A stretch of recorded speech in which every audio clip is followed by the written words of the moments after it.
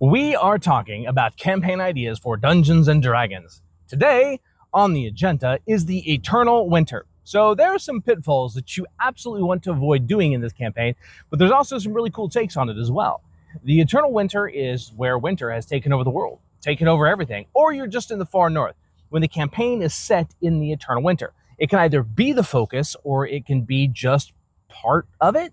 So overall, though, the Eternal Winter is something that is fun, but definitely can be done wrong. So, as always, we're going to do what? We're going to jump right on into it. Okay, the biggest pitfall when Eternal Winter is the campaign idea, when everything is cold, when everything is gross, when everything is disgusting, it gets overdone. Now, how can we have an Eternal Winter? Well, things are inside. People have found a way to be warm. Maybe there's an underground society where the winter is no longer a thing and you venture out into it. The Eternal Winter is a frozen wasteland. It is always cold. There is always snow on the ground, but there's different types of cold. There's different types of cold themes. So the ice fields may always have the sun out. There's a thin layer of water that goes over them. So you have boats that go super fast over these giant stretches of completely smooth water that's actually ice with just a little bit of water on top that's being frozen and melted every day under the blisteringly dry sun, where no rain happens anymore. That is a cold theme, but not over-reliant on, oh, it's cold, something neat that's done with it. So keep that in mind. Don't overly use cold themes. Another thing you never want to do when having a campaign that's the Eternal Winter is ignore the impact on civilization. If it is the Eternal Winter, how are they growing food? How are they surviving? How are they struggling? How are they getting through?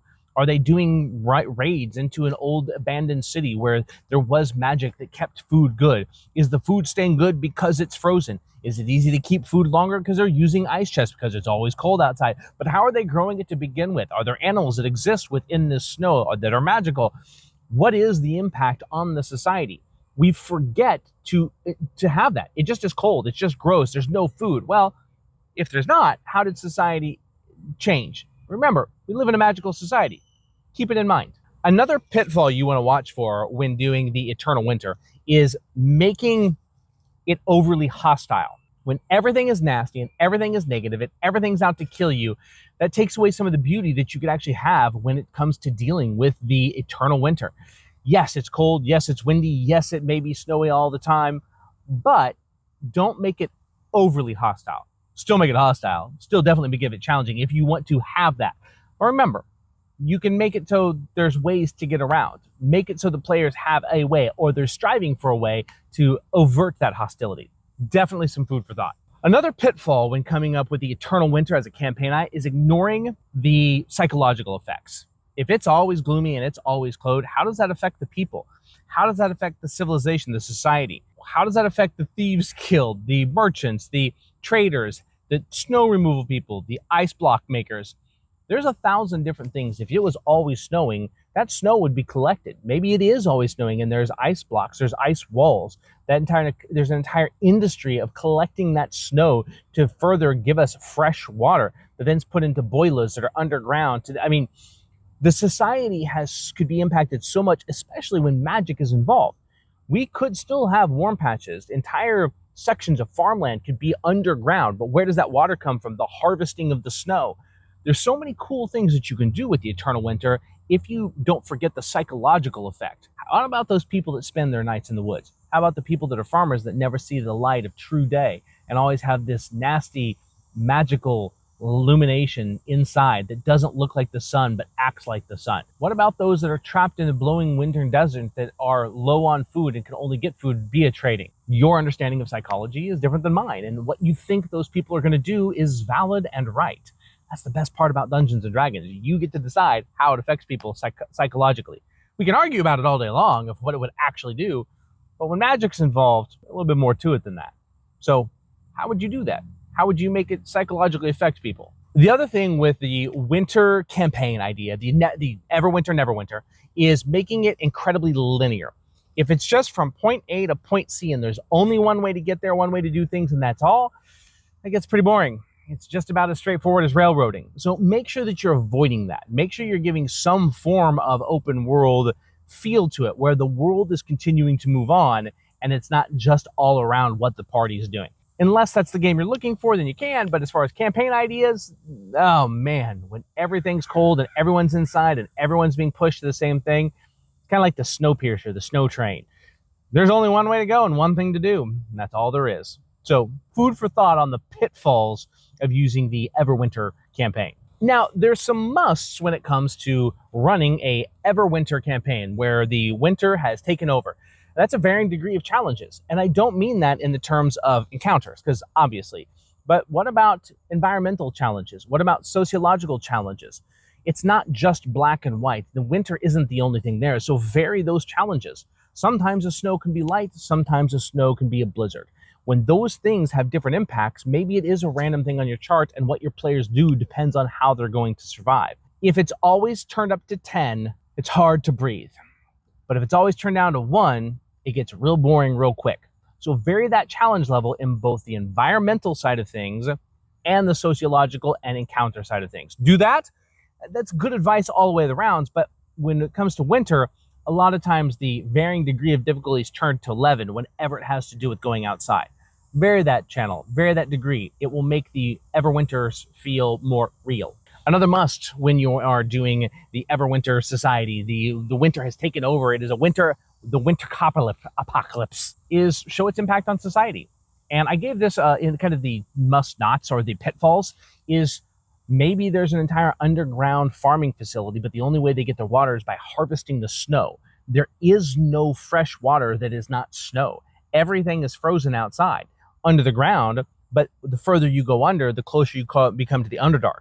So the Winter Society may be a great story to tell in the Underdark, but there's still things outside in the winter world that have been lost. And it's a great way to have lost kingdoms out there, lost societies, because it's all been frozen over. There could be sections that are starting to see sun or the ice is melting, but the adventuring party has to get there, and then they're encountering creatures that are full of ice elementals. So you can have both Underdark and you can have both us. You've got this great complexity because the winter had an impact on society. Or maybe they live in the cold and there's a way they found around it, magical ways and means to grow their crops. They have domes of magic that actually keep the snow off of it and allow the sun to still grow crops. But that's where they focus their magical energy so they can have food. Everyone has to live outside those magical domes because they don't have enough power, enough magical power to cover everyone. It has an impact on society, and it can create an amazing winter-based campaign. Now, this must when it comes to environmental hazards, specifically in the winter zone. We are talking about the winter apocalypse. I cannot say it right. We're talking about the Everwinter campaign, is to have a varying degree of difficulties with environmental hazards and challenges. If it's just snow, that sucks. Just ice, that sucks. What about icicles raining down from the sky? What about blizzards that are going so far sideways that they're used to have boats travel across these large paths of super smooth water because every day the sun comes out and melts the top layer and then freezes in silence at night? Environmental hazards should be dynamic in a campaign that is always winter-based because we tend to focus on just winter, just blizzards, and turn it up. Remember, just because it's cold doesn't mean it can't do cool things. In fact, when you combine both elements of ice and fire, interesting things can happen. So keep that in mind and make sure your environmental challenges are dynamic, are fun, all across the board. Another must I would recommend doing when dealing with the winterize, the winterization, the winter apocalypse, the winter-based campaign is explore the psychological depths of being trapped inside, of being trapped underground for people that weren't. How long has the winter apocalypse been going on? How long has winter truly been affecting the world? And how are people handling it? The rich, the poor, the strong, the meek, the magic. All of these different people in society are going to be affected differently by this winter-based campaign idea.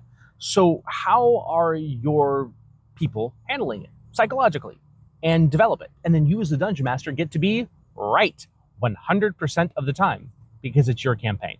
So make sure that you explore that. Don't just make it dreary and dusty and nasty. Some people may truly love it and truly be thriving too.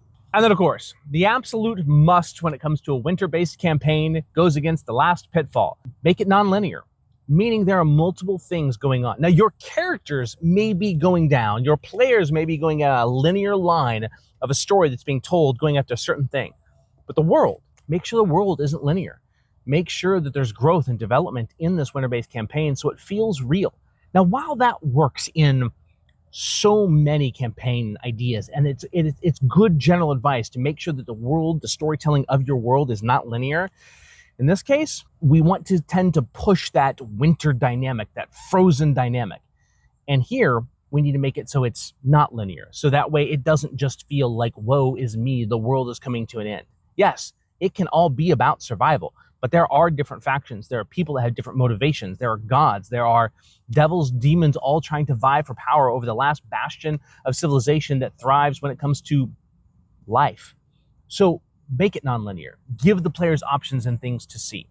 And as always, guys, make sure that you like, make sure you subscribe, and thank you for sticking around. And as always, if you're still here and you stick around, you'll see a new drop from our book, Fire Incursions or Hero's Soul. And as always, we'll see you when we will see you next time.